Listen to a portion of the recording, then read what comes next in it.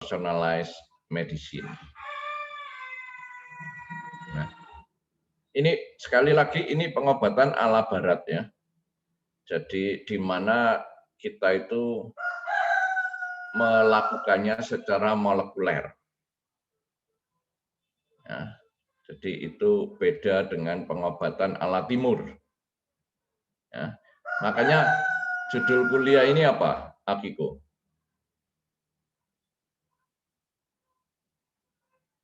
Judul kuliah, maksudnya metode diagnostik itu kah, Pak? Iya, lengkapnya judul kuliah, judul mata kuliah ini apa? Metode diagnostik molekuler kesehatan. Ya, jadi kita membicarakan di tingkat apa? Molekuler. Gitu ya, Akiko ya. Iya, Nah, Pak. jadi kita membicarakan di tingkat molekuler. Molekuler itu ya biomolekul di tubuh kita. Ya, DNA, protein, ya, karbohidrat itu molekuler, biomolekuler. Di situ yang kita pelajari, ya. Nah, kalau pengobatan ala timur gimana, Karisa? Karisa ini yang concern sama kesehatan. Sebentar ya, saya tak nyalakan exhaust supaya lebih enak sirkulasi udaranya ya.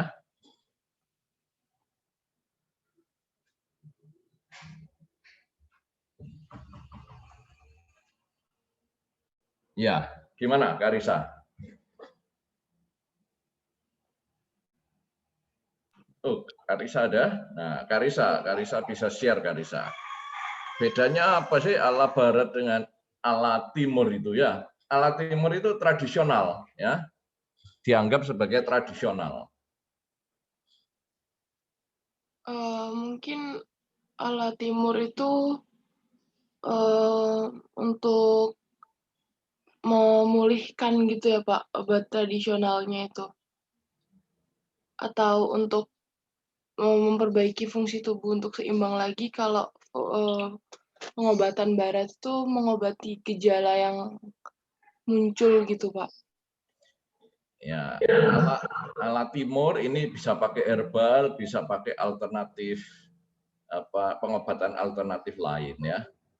Jadi ya akupunktur gitu ya. Kemudian relaksasi yang lain gitu. Nah, ala timur ini didasarkan atas keseimbangan. Gitu, Karisa.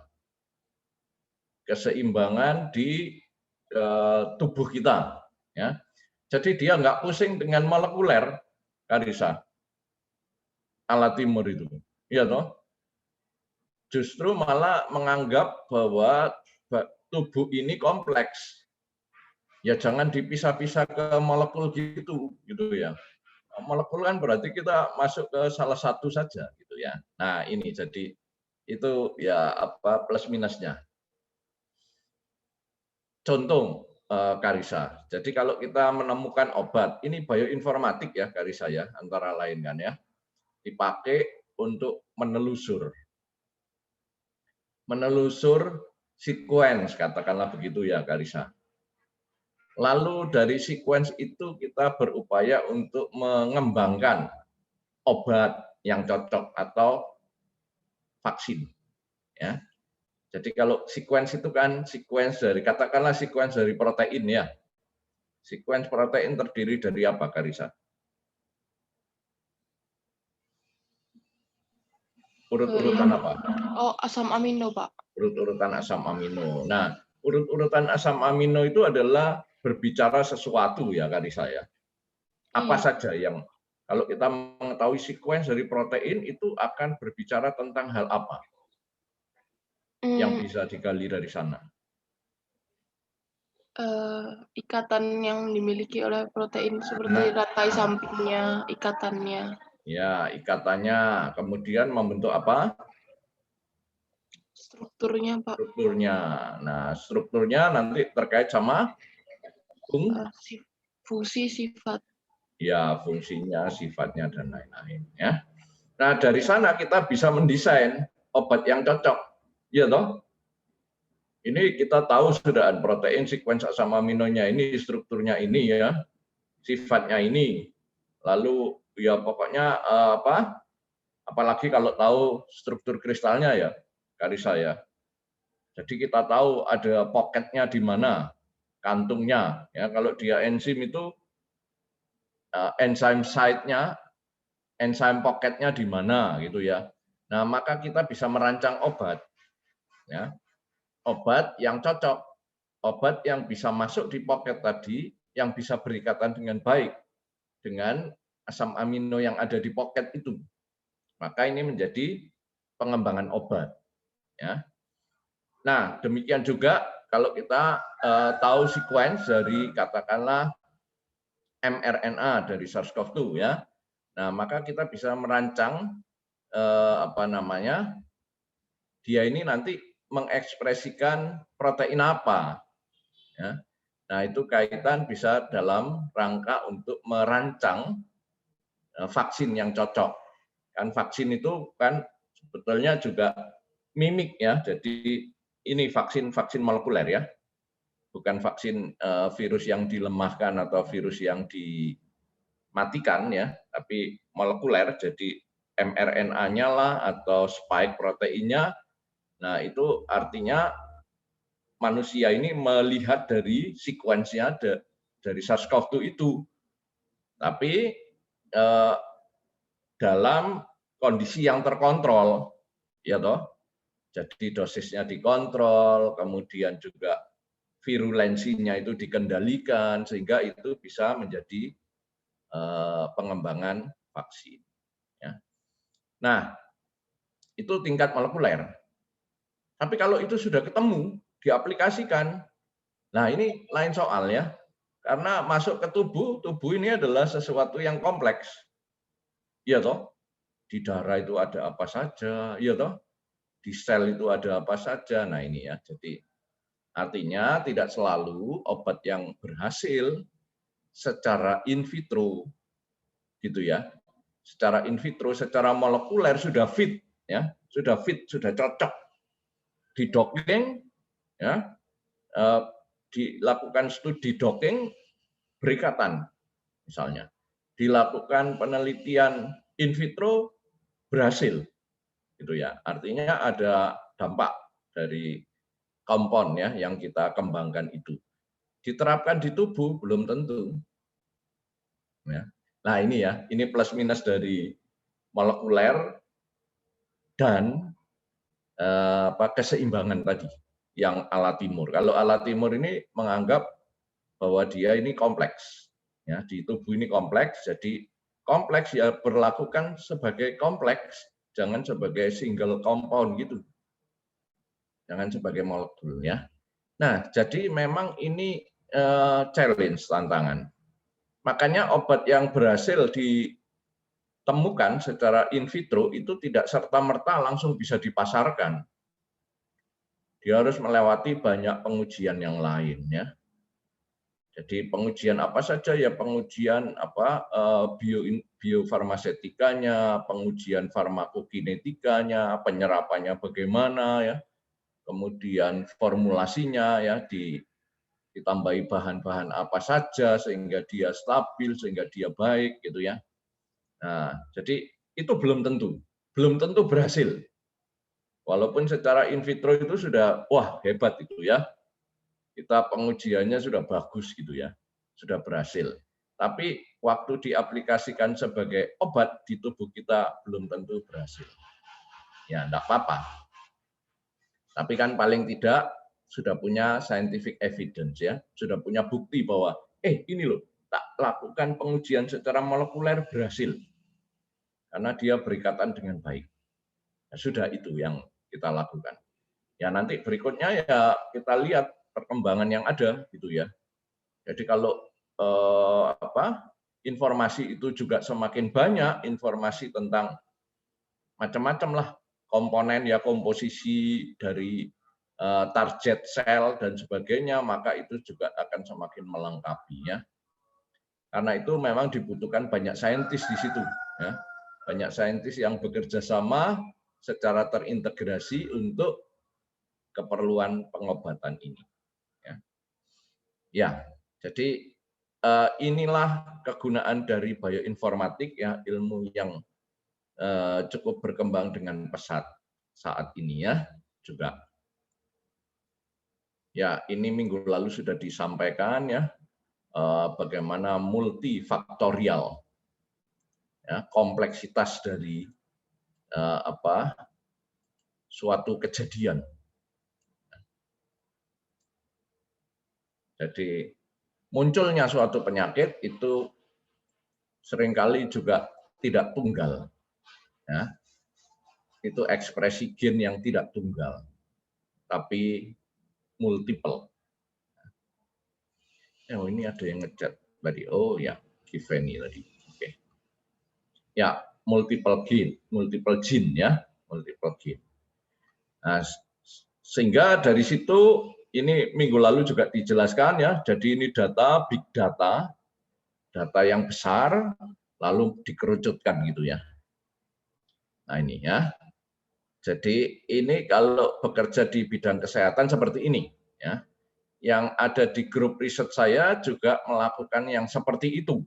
Ya, jadi kita punya collection of data, big data ya, data dari web server, website yang ada dikumpulin ya, lalu difokuskan ya, sampai nanti kita menemukan beberapa kandidat. Nah, kandidat ini nanti yang diuji secara in vitro ya. Diuji secara in vitro di laboratorium untuk memberikan scientific evidence secara molekuler. Secara molekuler ya, kita nggak ngomong dia secara in vivo di tubuh manusia, enggak. Karena itu masih panjang ceritanya ya, kompleks. Nah, tapi paling tidak secara molekuler sudah dapat, itu ya itu merupakan evidence, iya toh? Karena di tubuh kita nanti berinteraksinya ya dengan molekuler ya, dengan reseptor, dengan protein yang ada di tubuh kita. Nah, masalah kita itu nantinya itu obatnya itu belum bisa dibikin karena kendala-kendala di ini di absorpsi, sirkulasi dan sebagainya. Nah, ini nanti kita bekerja sama dengan yang lain. Butuh orang-orang lain karena enggak mungkin sendirian ya, grup riset sendiri terus menemukan sembarang kalir, itu enggak mungkin, itu butuh waktu yang lama dan butuh kerjasama. Ya, jadi ini sangat menarik. Nah, limitasi minggu lalu sudah dijelaskan ya, jadi prior knowledge, jadi pengetahuan awal ini mesti ada ya. Pada waktu kita bekerja dengan bioinformatik ya, bioinformatika, maka mesti ada prior knowledge. Pengetahuan-pengetahuan awal yang sudah terdokumentasi di jurnal-jurnal internasional bereputasi misalnya ya. Nah, itu menjadi data yang ya dalam kebanyakan hal itu open source ya, sehingga menjadi big data, data yang besar untuk keperluan pengobatan di seluruh dunia. Ya, yaitu antara lain, dan kalau kita ada kecurigaan atau sesuatu yang kita pertanyakan ya, tergantung dari akurasi dan completeness ya, dan ini ada telepon masuk, saya silent dulu ya. Akurasi, completeness ya, nanti kita telusur lebih lanjut. Kalau perlu kita lakukan simple eksperimen untuk itu. Kalau memang simple ya, kalau enggak ya butuh waktu lagi untuk mengklarifikasi.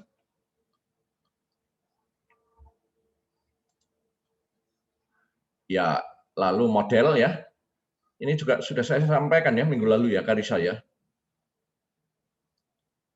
Model-model animal experimentation ya, Karisa ya. Iya, sudah Pak. Sudah ya. Jadi animal itu banyak ya, tidak hanya mouse ya. Tapi memang yang paling banyak dipakai mouse karena gampang ya, breedingnya, pemeliharaannya juga gampang gitu ya. Oh, sebentar ya, saya terima dulu ya.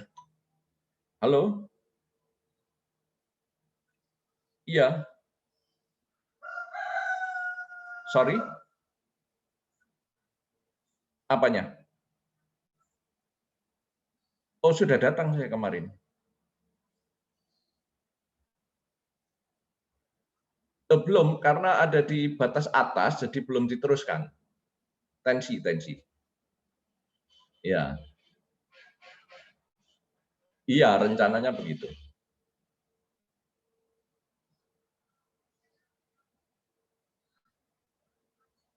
Iya.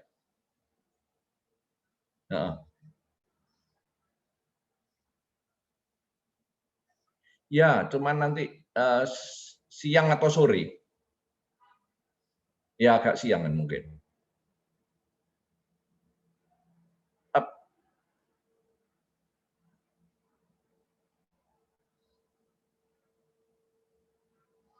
Dokter siapa? Oh ya, jadi nanti tinggal ke sana langsung gitu ya?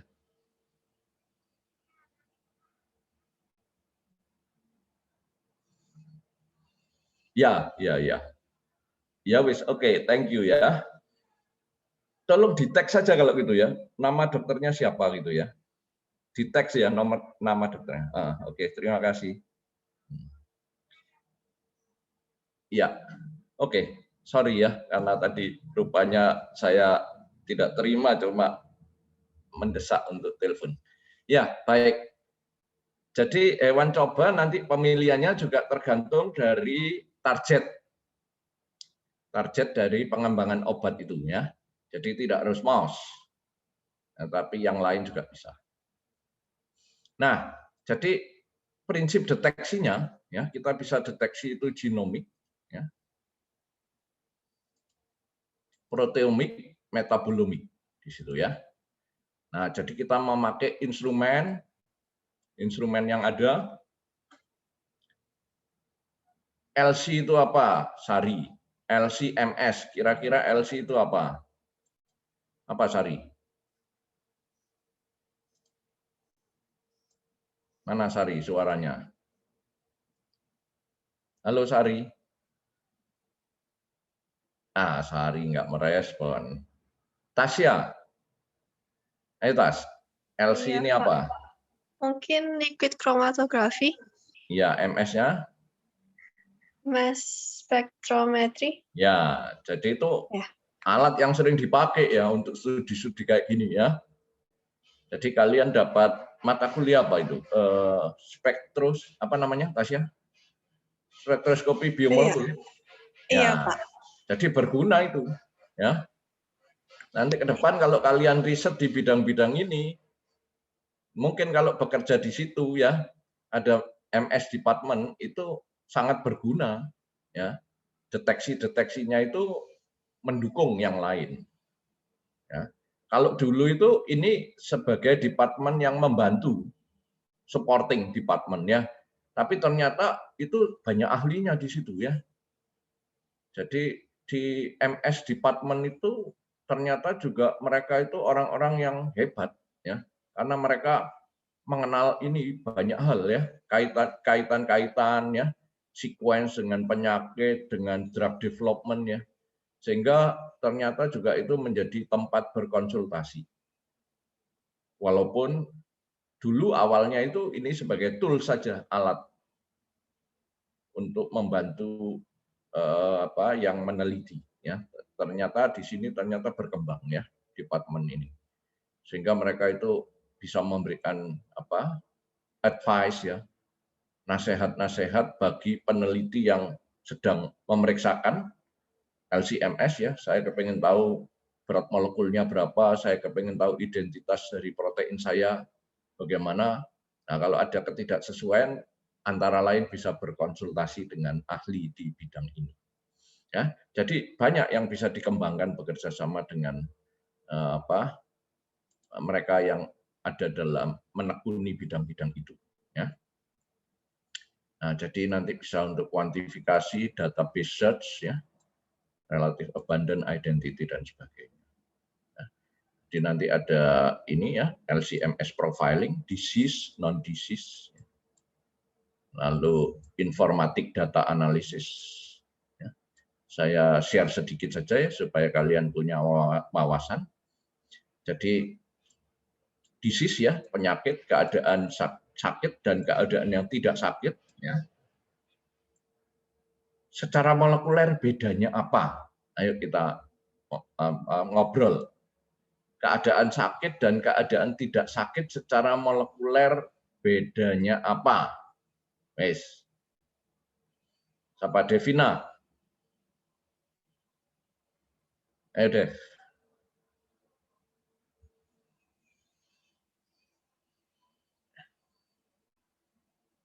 Loh, Devina tidak merespons. Belum di-unmute. Yonatan, ada Yonatan? Jo? Nah, ini chat, siapa yang chat? Anita. Oh ya, ya Anita, silakan. Izin ke toilet. Jonathan tidak aktif. Krisanti.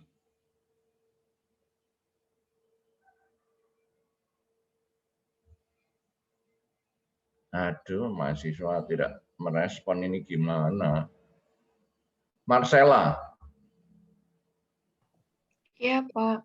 Ya, Marcella. Secara molekuler ya, keadaan sakit dan tidak sakit itu bedanya apa? Secara molekuler. Molekuler itu artinya ngomong tentang molekul-molekul, Marcella. Apakah mungkin ekspresi gennya, Pak? Sehingga yang tampak apa yang bisa dideteksi? Mungkin seperti anomali gennya. Kalau yang kanker biasanya kan ada yang terlalu berlebihan ekspresinya. Kalau normal dalam jumlah yang normal atau tidak ada Ya. mutasi. Baik, itu kira-kira yang dideteksi apa? Ini kan kita ngomong metode diagnosis molekuler kesehatan. Kamu tadi ngomong kanker dan tidak kanker, oh ekspresinya beda. Kira-kira mendeteksinya gimana? Apa yang dideteksi secara garis besar gitu aja? Marcella.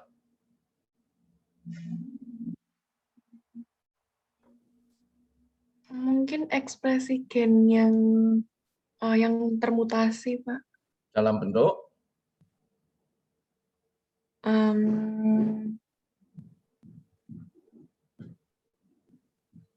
Ya boleh apa saja lah yang kamu omongkan. Pokoknya dalam kaitan sama diagnosis. Mungkin PCR, Pak. Oh, kamu diagnosis DNA-nya. Iya, DNA-nya. Ya, boleh. Ya, kalau tadi kamu ngomong ekspresi, yang dideteksi apanya?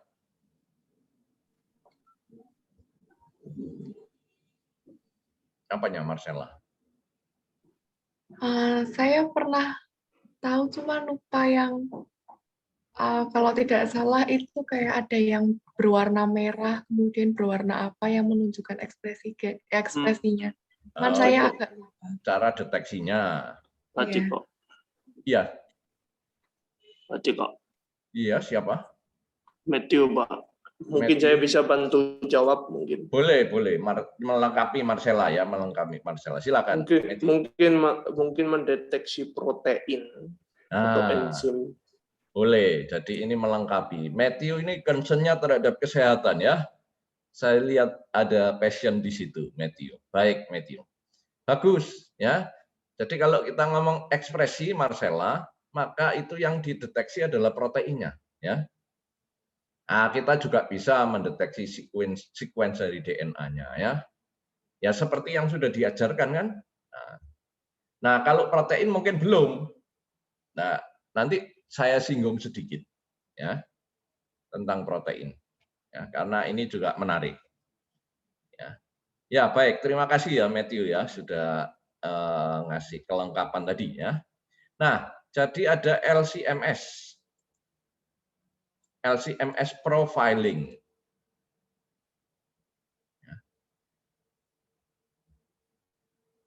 Tadi tanya sama siapa?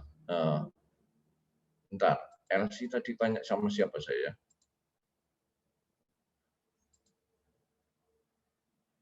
Sama siapa tadi ya? Tasya ya? Oh iya, Tasya ya. Oh. Jadi LC itu liquid chromatografi kan ya, Tasya ya? Iya, Pak. MS mass spectrometer. mass spectrometry metodenya. LC buat apa, Tasya? LC buat lihat kayak ada fraksi atau apa ya Pak yang beda-beda kayak Iya, jadi itu istilahnya memisahkan. iya, jadi LC ini untuk pemisahannya. Ya.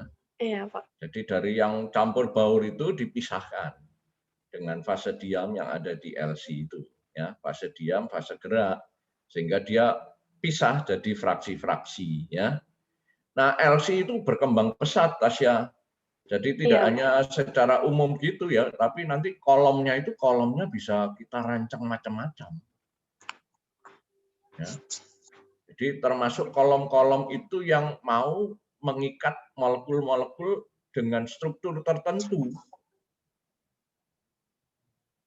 Jadi sampai di situ sudah teknologinya ya. Iya Pak. Bahkan senyawa-senyawa yang kiral itu bisa dipisahkan walaupun rumus molekulnya sama gitu ya. Nanti ada kolom untuk pemisahan senyawa-senyawa kiral. Nah, sampai di situ ya perkembangannya hebat, perkembangan teknologi itu. Sehingga nanti yang keluar itu sudah fraksi-fraksi yang relatif murni, Tasya. Nah, itulah nanti yang ditangkap oleh MS, mass spectrometer, sehingga mass spectrometer itu akan memberikan spektra, ya, fragmen-fragmen, ya. Kan itu nanti pisah-pisah gitu kan di MS ya. Sehingga nanti kalau dikombinasikan kita dapat berat molekul. Nah, dari kompon itu. Nah, di situ kita mendapatkan profil. Ya, profil spektrometer massa dari apa yang kita sedang deteksi atau analisis ya.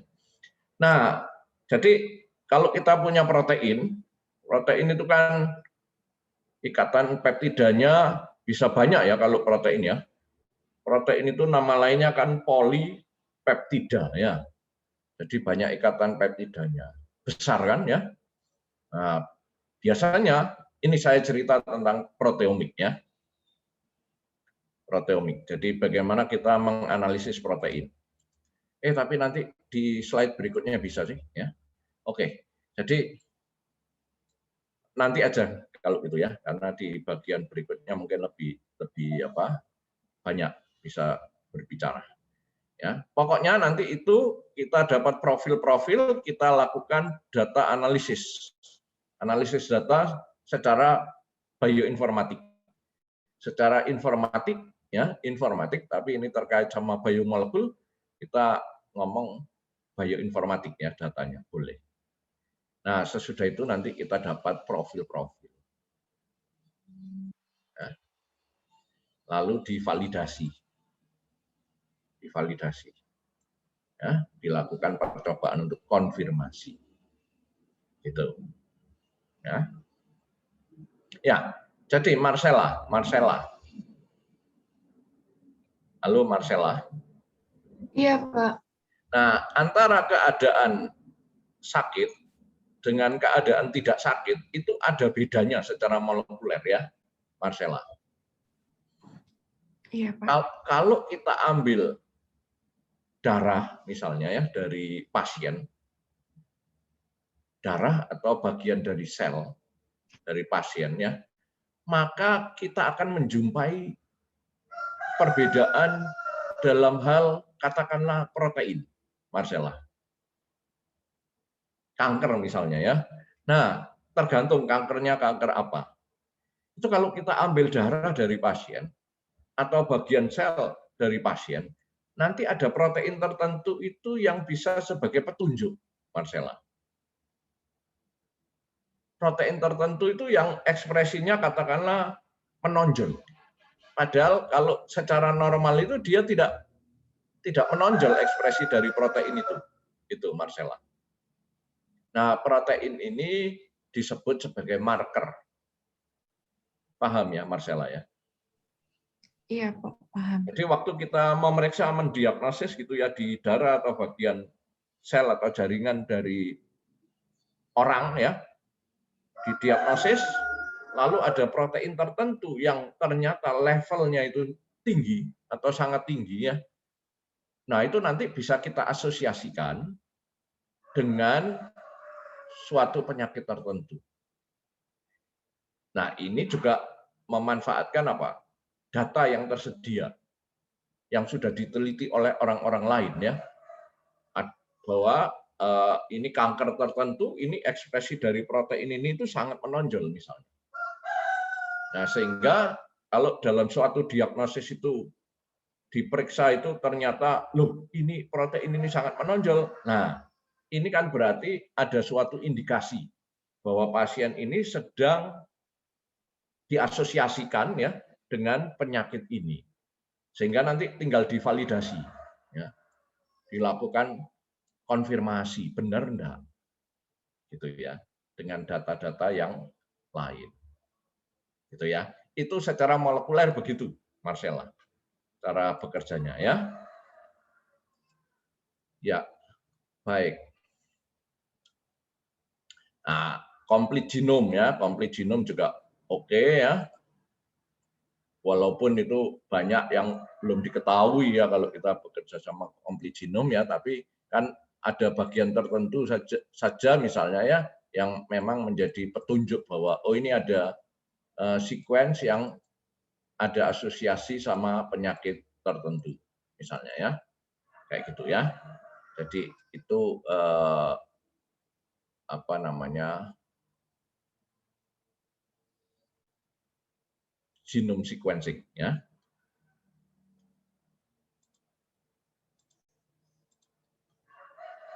Fungsional genomik. Nah, ini ya. Tadi ya. Jadi kita berurusan sama gen-gen yang fungsional. Jadi bagaimana cara kita mengetahui bahwa oh ini gen ini berfungsi, punya peran di sini ya. Punya peran untuk aktivitas ini, gen itu punya aktivitas itu. Bagaimana caranya ya? Antara lain bisa dilakukan knockout dari gen tadi ya.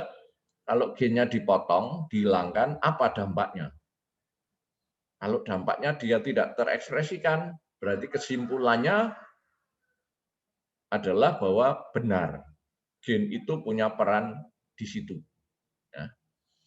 Nah, juga bisa di underexpression, di underexpress ya, di ekspresinya diturunkan boleh, atau overexpression, ya overexpress.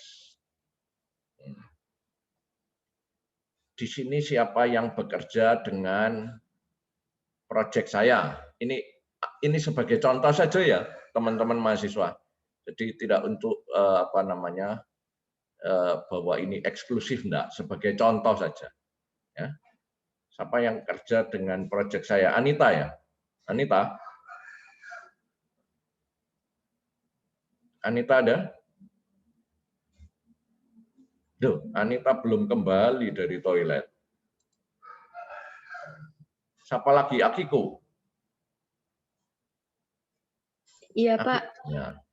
Jadi Akiko nanti itu bekerja di skripsi kamu dengan protein namanya apa? MIF, Pak. MIF. Kepanjangannya tahu? Iya. Microphage. Microphage migration inhibitory factor. Inhibitory factor. Jadi ini protein apa toh, Akiko? Protein yang berhubungan atau kayak semacam yang menyebabkan biasanya peradangan atau inflamasi. Iya, jadi ini protein yang terkait sama imun, respons imun ya. Imunologi di tubuh kita. Jadi dia diperlukan manakala ada apa? Di tubuh kita antara lain. Ada apa? Akiko. Ada infeksi ya. Jadi manakala di tubuh kita ada infeksi, maka MIF ini ya, ini pertama adalah pro-inflammatory, lalu dia dimatangkan gitu ya untuk menghadapi infeksi ini. Ya. Nah, jadi sebetulnya untuk mengatasi infeksi ya, itu butuh tubuh kita itu butuh MIF. Ya, kalau kita belajar sistem imun ada mikrofag gitu ya. Nah, kita mengenal gitu ya. Mikrofag ini nanti yang dipakai untuk killing ya dari mikroorganisme patogen. Ya. Jadi ini untuk mengatasi infeksi. Jadi sebetulnya dia penting dalam level tertentu ya, konsentrasi tertentu dia diperlukan. Kemudian dalam durasi tertentu dia diperlukan. Ya. Namun kalau dia itu berlebihan, ya, konsentrasinya besar, ya, MIF-nya diproduksi, tapi besar levelnya, ya, durasinya juga panjang, wah ini repot. Ya. Nah ini yang menyebabkan problem antara lainnya di tubuh kita, yaitu penyakit yang terkait sama imun. Nah, bahkan dalam hal tertentu kalau sangat parah itu ada autoimmune diseases ya. Jadi penyakit yang sebetulnya karena sistem imun kita yang terlalu berlebihan, terlalu kuat. Sehingga dia malah merusak sel-sel tubuh kita sendiri. Nah, jadi ini terkait sama overexpression. Nah, jadi kalau dilakukan percobaan gen ya, gen yang fungsional di overexpress ya. Jadi gen tadi itu di overexpress ya.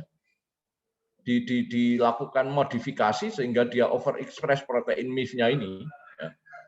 MIF-nya berada di darah dalam bentuk dalam jumlah banyak dan dalam durasi lama.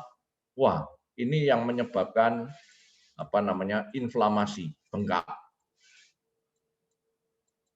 Ya, bengkak berkepanjangan. Jadi bengkaknya itu nggak kempis-kempis misalnya ya. Nah itu keadaan yang beresiko ya kalau ada sel tubuh kita yang mengalami inflamasi dan lama kempisnya. Nah ini keadaan yang bisa beresiko. Untuk itu memang dilakukan treatment. Nah ini di project research ini dilakukan studi bioinformatik untuk kompon yang menghambat aktivitas MIF dan kemudian juga percobaan in vitro. Gitu ceritanya ya. Jadi ini bagaimana kita mendeteksi, menganalisis fungsional genomik bisa lewat knockout, bisa under expression, bisa over expression. Ya. Many gene have multiple copies. Ya, kita tahu ya. Jadi kopi-kopi dari gen. cDNA microarray. Nah, ini kita bisa deteksi itu ya pakai tag. Ya. Tag atau label. Di label merah, di label kuning, di label hijau gitu ya. Nah, nanti kita mengetahui ya dia mengekspresikan atau dia levelnya bagaimana. Gitu ya. Nah, ini bisa dideteksi ya. Bisa dilakukan deteksi-deteksi untuk mengetahui tingkat ekspresi ya atau abundance ya, level dari gen-gen tertentu atau protein-protein tertentu. Di sini cDNA microarray ya. Jadi cDNA. Anotasinya mana? Oh, ini. Ya, proteomik. Ini yang saya tadi mau jelaskan ya. Complete set of protein found in its cell is known as proteome. Jadi proteome itu ya keseluruhan protein ya yang ada di tubuh kita. Kurang lebih 20.000 protein, jenis protein ya di sel kita dengan konsentrasinya masing-masing. Protein concentration and activity may be different than gene expression. Jadi gennya sama tapi bisa jadi lain ya. Konsentrasinya beda ya, protein yang dihasilkan konsentrasinya berbeda atau aktivitasnya berbeda. Itu karena post translational modification, ya, modifikasi post translasi. Pernah belajar ini ya, Karisa ya? Post translational modification sudah kenal istilahnya ya? Iya, Pak. Oke, baik kalau gitu. Nah, ini mahasiswa hebat ya, mengenal banyak hal sudah. Ya, ini yang tadi saya cerita ya, bagaimana analisis dari protein ini dilakukan. Jadi kalau kita punya protein, ya, protein itu kita anggap aja gede ya, jadi berat molekulnya itu besar. Bahkan beberapa protein itu sangat besar ya. Jadi sekian kilo Dalton, 48 kilo Dalton, 100 kilo Dalton. Ya. Jadi 100 kilo Dalton itu ya 100.000 berat molekulnya. Itu ya. Jadi itu termasuk gede ya, IV ya. IV kalau 100.000 itu molekul besar atau kecil? Besar, Pak. Besar ya. Kalau NaCl berapa? Misalnya IV. Nah, IV ini sering asdos praktikum. Kira-kira ya tahu, ini membandingkan gede dan kecil. NaCl berapa angkanya IV?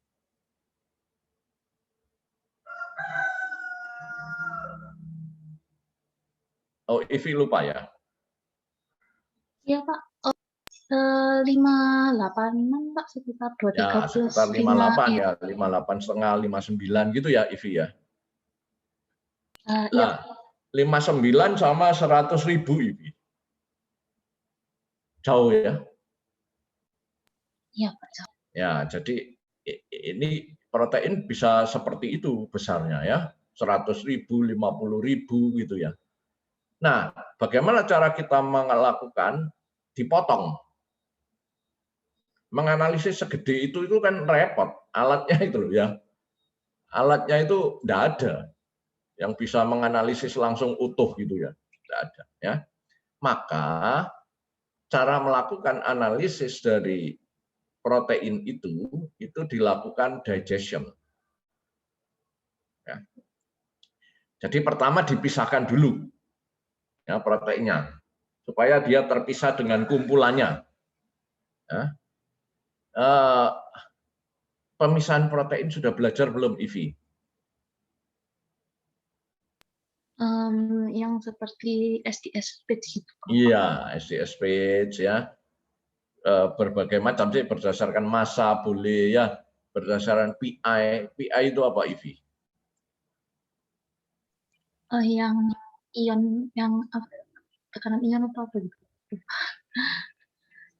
Iya, jadi berdasarkan isoelectric point ya, titik isoelektriknya.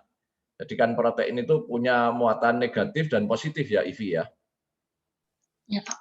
Nah, pada saat muatannya sama itu kita sebut PI. Berdasarkan PI ini kita bisa memisahkan masing-masing protein. Itu ya, jadi memanfaatkan muatan tadi, betul Ivi ya. Yang lain kan memanfaatkan massa ya, dipisahkan gel elektroforesis. Misalnya SDS page tadi ya. Nah, itu juga bisa dilakukan dengan blotting. Kalau blotting pernah tahu ya, Ivi? Yang pernah belajar aja sih Pak secara teorinya. Pernah belajar secara teori, tapi lupa apa enggak, Ivi? Mungkin dikit Pak. Kalau blotting itu pakai apa, Ivi? Agennya apa yang terutama? Pelaku utama apa? Blotting itu yang setelah di L4 terus ditumpuk kayak membran itu Pak. Membran itu mendeteksinya atau dia berikatan karena apa?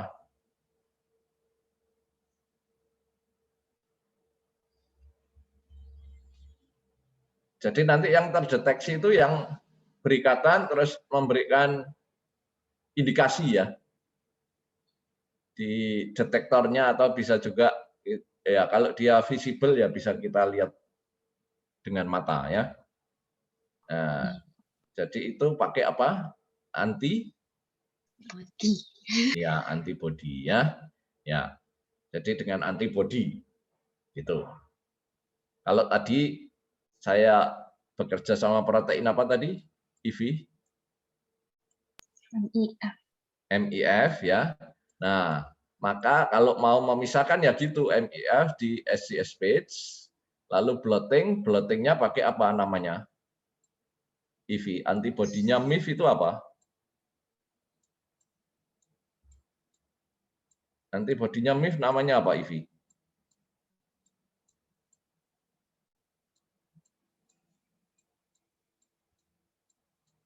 Ya, gitu ya, IV ya. Oh, Apa iya. namanya antibodinya MIF? Anti-MIF itu Pak. Ya, anti-MIF. Ya, antibody itu disebut anti gitu loh, IV ya. Iya, Pak.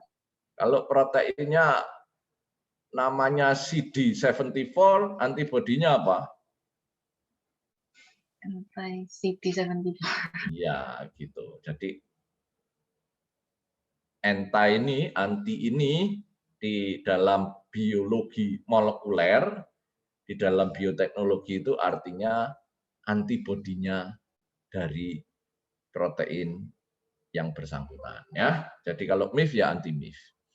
Nah, MIF ini gede proteinnya ya. Berapa ukurannya Anita? Sekitar 13 lah ya. 13 kilodalton.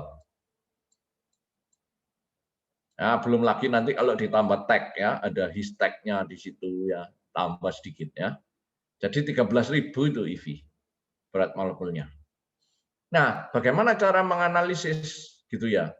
Kalau sudah dilakukan ini apa benar ini MIF itu ya? Nah, untuk mengidentifikasi, menganalisa apakah ini protein MIF, kalau protein MIF yang overexpress kan tadi terkait sama sistem imun yang terlalu kuat ya, IV tadi ya, yang saya ceritakan. Jadi itu berdampak ya. Nah, bagaimana kita mengetahui itu MIF ini, MIF yang dipakai sebagai biomarker gitu ya, bahwa ternyata dia overexpress, ya dipotong. Makanya di sini ada in-gel digestion. Jadi sesudah kita dapat bandnya MIF di SDS page ya, bandnya itu dipotong-potong. Potong gitu ya. Potongnya pakai apa ya? Unica ada Unica. Unica Lisa ada? Tidak ada. Kotiva ada? Ya, Pak. Ya, Kotiva. Saya tadi cerita protein apa? Protein MIF, Pak. Ya, sebagai contoh ini ya, Kotiva ya. Ya. Jadi protein MIF 13 kilodalton ya. Saya kepengen tahu apakah ini yang menjadi penyebab dari suatu keadaan disorder dari tubuh pasien. Apakah karena MIF-nya overexpress atau enggak? Nah, maka kalau kita bekerja dengan MS ini, LCMS tadi ya, yang saya tanya sama Tasya tadi ya, maka MIF-nya itu dipotong-potong, Kotiva. Jadi ini misalnya ya, anggap aja ini garis ini MIF ya, Kotiva. Potong-potong. Potongnya pakai apa ya? Kotiva. Mungkin didenaturasi begitu, Pak. Motong enzim pakai apa? Motong protein pakai apa kok? Jawabannya yang saya temukan. Motong protein pakai apa? Dengan enzim nuklease mungkin, Pak. Atau restriksi. Enzim. Tuh, kalau motong protein, enzimnya namanya apa? Protease. Iya. Jadi pakai protease dipotong-potong ya MIF-nya itu. Antara lain. Yang sering dipakai apa? Matthew mungkin tahu. protease atau enzim yang sering dipakai untuk motong protein dalam keperluan untuk analisis atau diagnosis. Matthew, saya pernah menjelaskan waktu biokimia, Matthew. Mana Matthew? Ya sebentar Pak, maaf bisa diulangi lagi Pak. Enzim apa yang sering dipakai untuk keperluan memotong protein dalam rangka analisis atau diagnosis? Ya, enzim yang biasa dipakai kalau keperluannya itu kalau seingat saya sih kayak restriksi gitu Pak. Oh, iya. Iya, restriksi peptidase, terus proteolitik. Ya, itu sama dengan protease ya, istilah umum. Apa namanya, Agatha? Enzim yang sering dipakai. Agatha ada? Mana Agatha suaranya? Nah, Agatha di sini, Pak. Masih ingat Agatha? Enzim yang sering dipakai untuk motong-motong protein dalam keperluan analisis. Namanya apa? Enzim trypsin. Ya, trypsin. Nah, makanya kalau googling Wikipedia trypsin digestion gitu ya muncul dia. Nah, ini salah satu enzim yang paling populer untuk potong-memotong. Ya, jadi dia dikenal memotong untuk sequence tertentu. Coba googling sekarang. Agatha boleh, Nadia boleh, Giovanni boleh, Giovanni boleh, Carlois juga boleh. Ayo, yang sudah ketemu silakan ngomong. Jadi dia memotong antara apa dengan apa.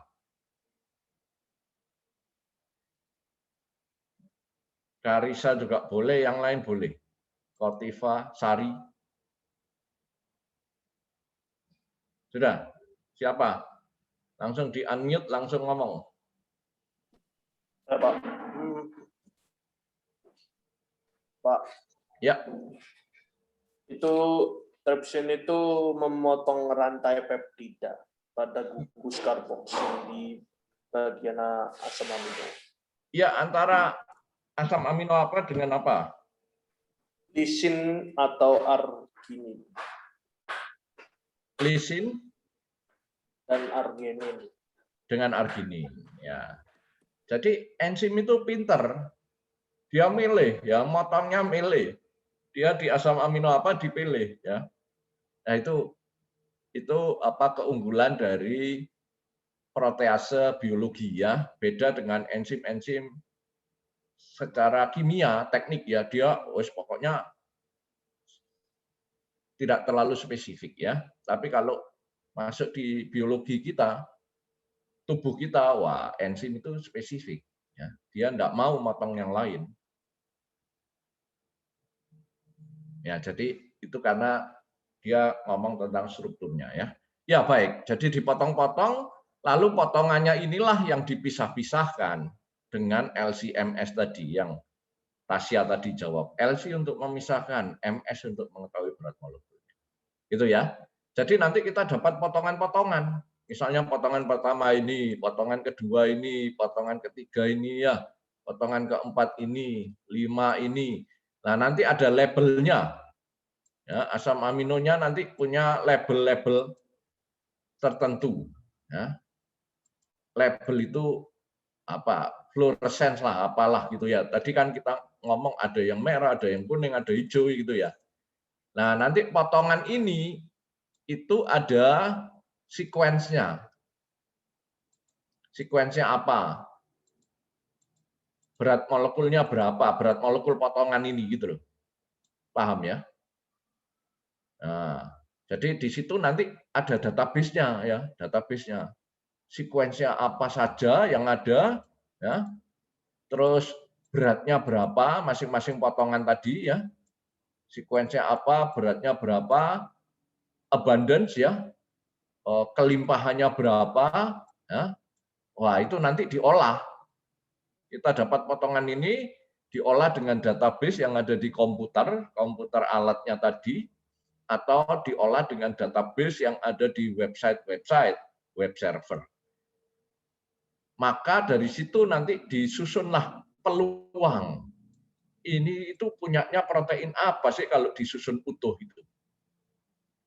Ya, jadi itu nanti keluar. Oh, ini ada protein MIF mungkin ya. Similarity-nya berapa? Atau coverage-nya berapa? Jadi protein MIF yang di cover oleh potongan-potongan itu berapa nanti coverage-nya? Ya. Nanti itu ada protein yang lain, X mungkin, ya protein Y berapa. Nah, kalau kita database-nya bagus ya, pengolahan database-nya bagus, nanti kita bisa menyimpulkan, berarti protein ini adalah protein MIF. Gitu ya? Paham ya? Anita paham? Paham, Pak. Bisa menjelaskan ya, Anita? Bagaimana cara menganalisis protein pakai in-gel digestion? Ini namanya in-gel digestion ya, Anita ya? Saya baru masuk, Pak. Alah kamu ya. Aduh. Siapa yang rekam ini? Ada yang Saya, rekam Pak. ya? Saya, Apa Pak. ini? Oh, Anita. Oh, ya. Jadi kamu sendiri punya rekamannya tentunya ya, Anita ya? Oh, bukan Ya. saya. Saya, Bukan Pak. saya, Pak. Halo? Ini siapa? Yang ngerekam siapa? Halo? Ini ada di chat ya. Iya, Bella ya. Terima kasih Bella. Iya. Jadi nanti kalau yang kelewatan kayak Anita tadi ya, bisa mendengarkan rekamannya. Menarik ya, menarik. Ya. Siapa lagi yang tadi aktif siapa? Oh, Karisa. Jadi Karisa sudah menangkap ini bagaimana cara melakukan mendeteksi atau mendiagnosis protein marker. Iya, Pak. Ya, jadi bisa menjelaskan ya dari saya bagaimana in-gel digestion itu dipakai untuk mendiagnosis suatu protein yang merupakan marker dari penyakit tertentu. Bisa ya, Karisa ya? Iya, Pak. Tadi saya yang bawah itu kurang paham, Pak. Jadi habis dipotong, lalu ada MIF recovery. Setelah itu saya kurang paham, Pak. Nah, Ujungnya. ya. Jadi kan dipotong-potong kita dapat fragmen-fragmen. Karisa, iya toh? Iya, Pak. Nah, nanti itu kan deteksinya itu ada labelnya ya. Sehingga nanti potongan-potongan itu bisa dilengkapi dengan berapa MR-nya, size-nya ya, Karisa ya. MR itu massa molekul relatifnya, size-nya, iya toh. Lalu sequence-nya. Jadi kita dapat data apa, Karisa? Ukuran dan urutan, Pak. Ya, ukuran dan urutan. Tapi potongannya kan lumayan banyak. Ya tergantung gedenya molekul proteinnya, ya toh. Kalau dia semakin banyak dan semakin banyak arginin sama tripsinnya ya tadi ya Matthew ya. Motong di arginin dan tripsin toh. Arginin dan lysin toh. Matthew. Arginin dan lysin, Pak. Nah, jadi kalau itu semakin banyak itu ya potongannya semakin banyak gitu kan. Ya, tapi oke, kita dapat kumpulan MR dan sequence gitu ya Karisa ya. Oh, iya. Nah, itu kan kita dapat dengan urutan sembarang. Wong dia tidak diurutkan kok. Iya toh? Tapi kan kita punya database, Karisa. Di komputer kan ada database-nya, komputernya MS ya. MS Department itu. Lalu di web server kan ada database dari sequence protein, sequence asam amino dari protein, Karisa, iya toh? Iya, Pak. Nah, itu yang dicocokkan. Jadi diacak ini ya. Diacak itu pokoknya ya. Nah, maka di situ nanti kita akan bisa menemukan Karisa. Jadi urutan pertama yang paling cocok itu MIF misalnya gitu loh. Paham ya? Karena Oke. potongan-potongan itu kalau dirangkai itu merujuk ke MIF misalnya Karisa. Dengan similarity 99, sekian persen misalnya gitu loh. Paham ya Karisa ya? Iya, Pak. Nah, yang kedua protein apa gitu.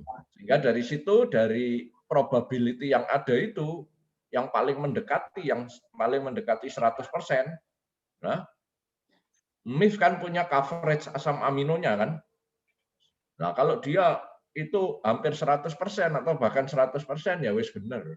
Itu protein MIF gitu loh. Gitu ya Karisa ya. Ya, terima kasih, Pak. Jadi ini gunanya database. Ini gunanya big data ya, yang ada di web server.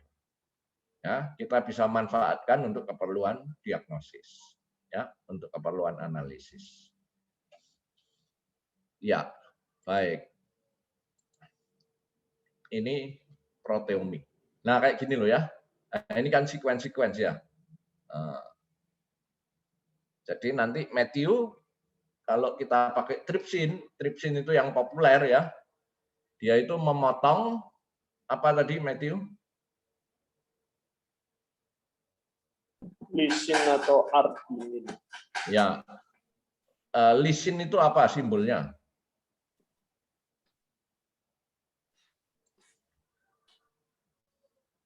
Simbolnya apa? Lisin. Nggak ditunjukin simbolnya sekalian di situ. Oh, simbolnya tuh nggak ada. Coba saya ketemunya cuma rumus kimia. Enggak, simbol asam amino. Siapa yang ketemu? Lisin simbolnya apa? K, Pak. K ya? Oh ya. Arginin apa? R, Pak. R ya. Nah, jadi kalau yang ada K di dekat R gitu ya, Matthew ya, informasinya tadi ya. K dengan R dipotong gitu ya.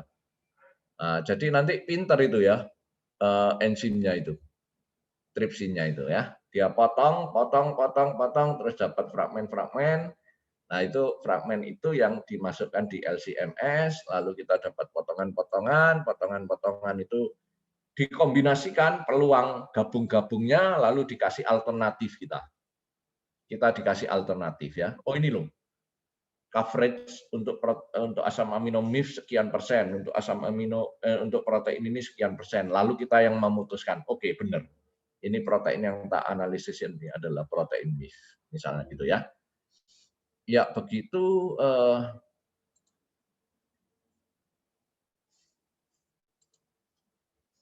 Metabolomik. Nah, ini terkait sama enzim, sama apa namanya produk-produk metabolisme. Ya. Nah, kita bekerja dengan high throughput ya, masa kini high throughput ya. High throughput ini formatnya format berapa banyak well ya? Siapa yang belum tanya? Stanley. Ya, Pak. High throughput ini well-nya ada berapa? Kalau kita bekerja sama micro well plate. Gimana, Pak? Micro well plate.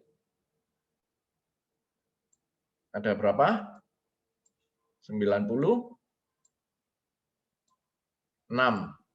Stanley, ya. Ya, Pak, 96. Jadi ini ada 8 gitu ya, 8 well. Nah, ini pokoknya nanti diteruskan lah ya sampai 8 ini. Lalu ke sininya berapa? 12 ya. Nah, itu yang kita pakai di laboratorium kita. Tapi di company-company yang sudah berkecimpung di sini dan banyak melakukan itu formatnya 96 kali 4. Berapa itu? 384. Jadi sekali running itu 384 yang dibaca. Gitu ya. Jadi itu kenapa? Karena ya terkait sama kemajuan teknologi, tapi juga untuk mengatasi disorder yang cukup banyak. Ya, baik.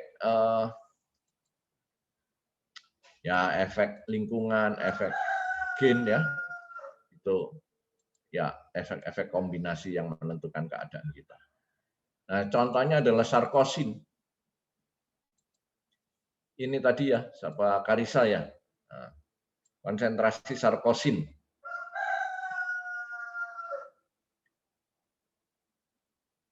Konsentrasi sarkosin. Giovanni, ada Giovanni. Iya, Pak. Ya, jadi Giovanni, konsentrasi sarkosin ini dipakai untuk apa di sini?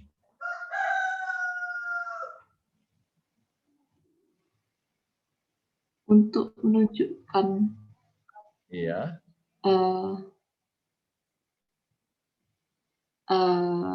Adanya penyakit. Ya, jadi diasosiasikan sama apa? Sama penyakit apa? Kanker prostat. Nah, kanker prostat yang dalam fase metastatik, ya, dalam fase penyebaran. Ya. Nah, ini yang disebut dengan biomarker. Ya.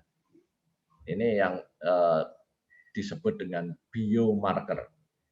Jadi keberadaan protein tertentu dengan konsentrasi yang tidak lazim, ya, itu dipakai sebagai marker, petunjuk. Oh, ini sedang atau diasosiasikan ya, diasosiasikan dengan penyakit tertentu. Misalnya di sini, oh ini diasosiasikan sama penyakit kanker prostat yang sedang dalam tahap penyebaran. Ya, ya demikianlah cara diagnosis ya secara molekuler dari ekspresi gen. Ya. Nah, makanya di sini kita baca di situ ya, sarkosin as biomarker atau mediator atau indicator, sama ya, istilah-istilah ya bisa kita pakai lah, petunjuk ya pokoknya ya. Gitu. Nah, jadi apa itu sarkosin? Nah, tentunya seperti itu ya. Kalau kita berkaitan sama ini, sama biomarker ini, kita mau memeriksa, menganalisis, ya tentu kita mesti kenal sarkosin itu apa sih, gitu ya. Nah, ternyata di sini ini ya, dia dibentuk dari glisin. Dia dipakai untuk petunjuk, ya, diasosiasikan dengan kanker. Apakah dia dalam tahap apa, gitu ya. Gitu ya. Nah, karena Anita sudah kembali, saya tanya sama Anita. Anita? Iya, Pak. Kamu tadi bekerja sama protein MIF ya? Iya, Pak. Nah, MIF itu apa toh? Kalau di sini kan sarkosin. Sarkosin ini adalah produk dari ini. Nah, kalau MIF yang kamu tahu apa?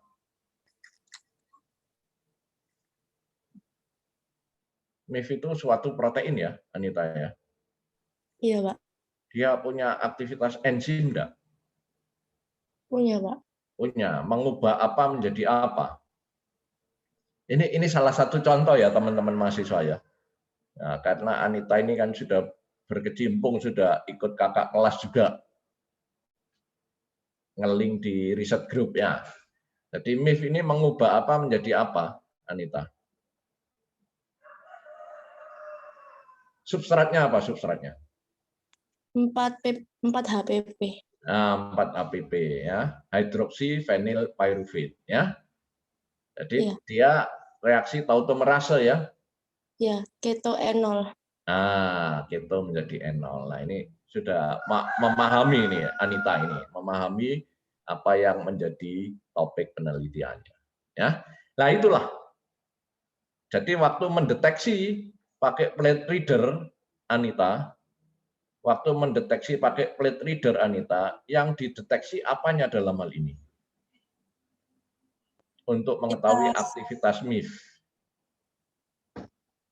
Dilihat dari grafiknya, Pak. Ia menunjukkan apa? Senyawa apa? Grafiknya itu nanti. Absorban yang meningkat itu menunjukkan peningkatan dari Peningkatan. tadi kan mengubah substratnya keto menjadi produknya enol. Kalau kita mengukur pakai spektrofotometer absorban misalnya ya, itu kan mengukur salah satu loh.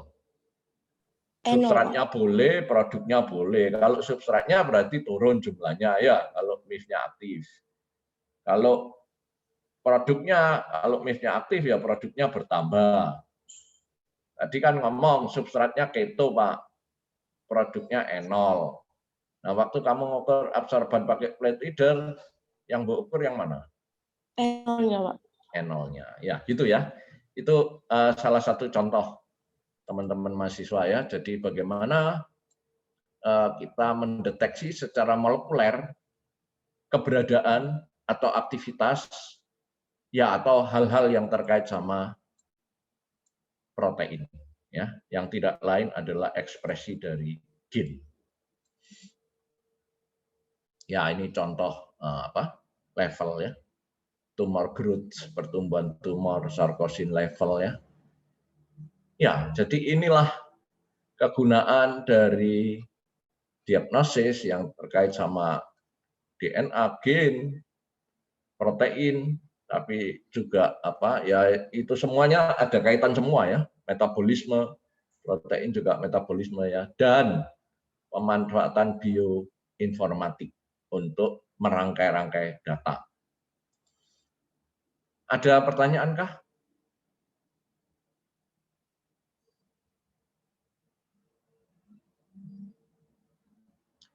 Saya sudah upload terkait sama toksin ya, tapi ya kalian bisa bacalah.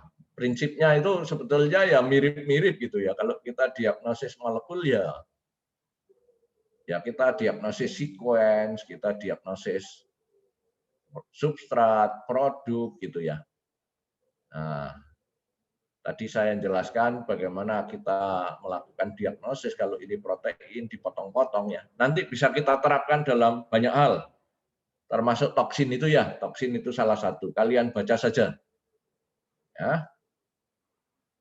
Kalian baca saja untuk supaya tahu. Nah, nanti sesudah UTS kita akan berbicara tentang aplikasi-aplikasi yang relevan. Ada pertanyaan? Silakan.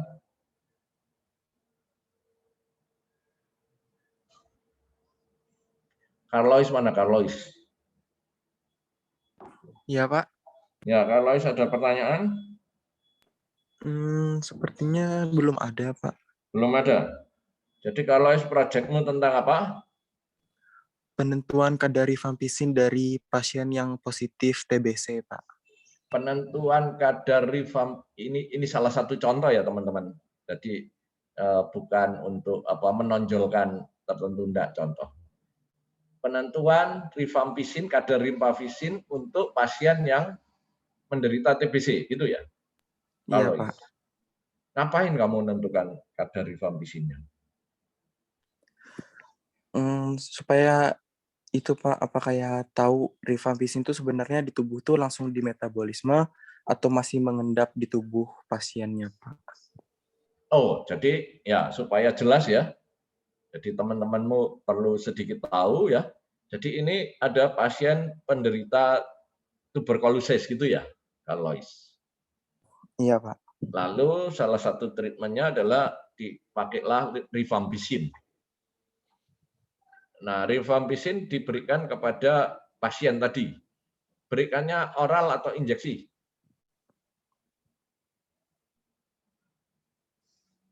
Carlois? Menggunakan oral sepertinya, Pak. Kalau saya Oral baca-baca. ya? Nah, jadi masuk obat diminum ya. Terus? Apa yang ingin kamu lakukan? Jadi kan kalau misalnya dalam bentuk oral kan diminum dalam bentuk tablet, Pak, dan itu menurut saya kalau obat oral yang diminum itu dia nggak semuanya termetabolisme dalam tubuh dan pasti ada kayak sedikit mengendap di suatu organ mungkin, Pak. Nah, dari situ saya pengen kayak menentukan kadar rifampicin yang terendap dalam tubuh manusia. Oh, jadi kalau tablet terus dia ngalami apa dulu, Carlois? Step by step aja supaya jelas apa yang kamu maksud dengan mengendap. Kadang-kadang istilahnya tidak tepat, tapi ya sudahlah, kalau dimengerti ya enggak apa-apa ya.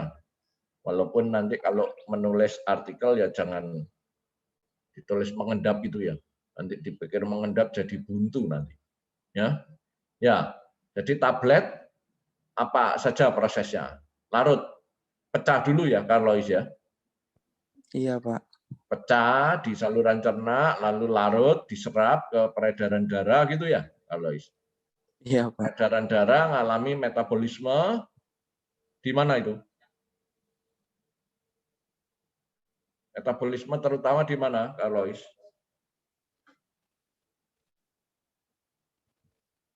Halo? Metabolisme di hati ya, terutama ya. Iya, Pak.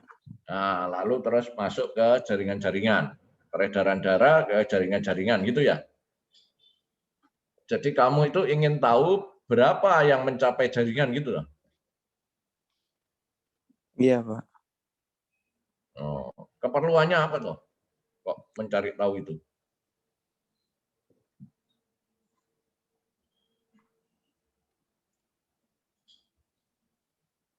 Nah, Carlos, keperluannya apa kok mencari tahu itu? Kok biarin aja loh. Nah, saya belum ini, Pak, maksudnya saya belum juga memahami materi terus juga saya masih baca-baca jurnal sih, Pak, tapi belum dapat yang spesifik yang bisa masuk ke pemahaman saya. Oh ya, baik, Carlos. Bisa dimaklumi ya. Karena ini masih tahap apa ini? Outline sudah toh? Masih dalam tahap outline untuk mencari skema metabolisme dalam tubuh, Pak. Kamu masih nyusun outline ya? Iya, masih nyusun, Pak. Belum proposal ya? Belum. Oh ya, sorry. Saya terlalu detail nanyanya ke kamu ya. Ya maafkan. Nah, saya kira Carlos sudah nyusun proposal ya. Ya, jadi itu nanti proyeknya Carlos itu sebetulnya untuk mendeteksi ya.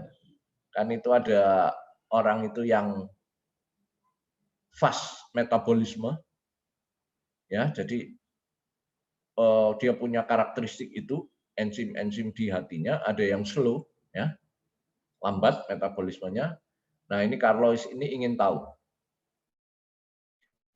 Orang Asia ya, targetnya kan mestinya Carlos ya.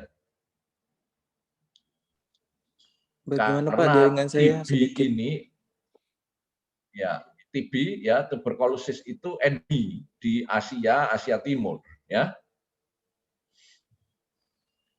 Nah, jadi ini menarik. Kenapa kok ini berbeda sama orang Eropa misalnya gitu ya?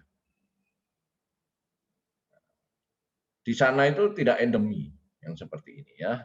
Tapi di sana juga mencegah ya, kalau ada orang yang mau di sana periksa dulu ya. Khawatirnya nanti wah ini mempengaruhi di sana, mempengaruhi health status ya, status kesehatan di sana.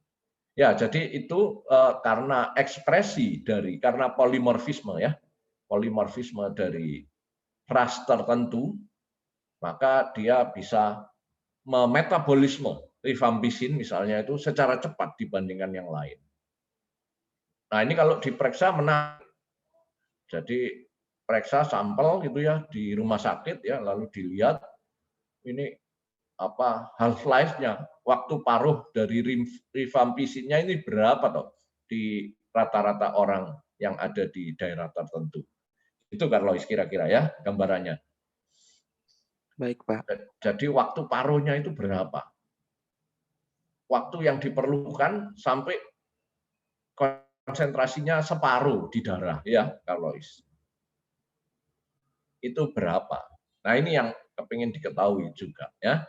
Jadi ada kaitan antara genotip lalu ekspresi gennya, yaitu protein, ya, metabolisme yang ada di hati dengan kompon, ya, obat yang ada.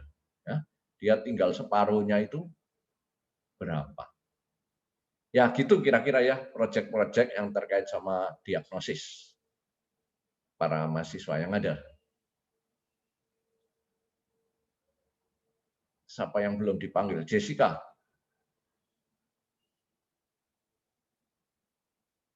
Jessica Natania. Ya, Pak. Jadi sudah belajar apa, Jessica?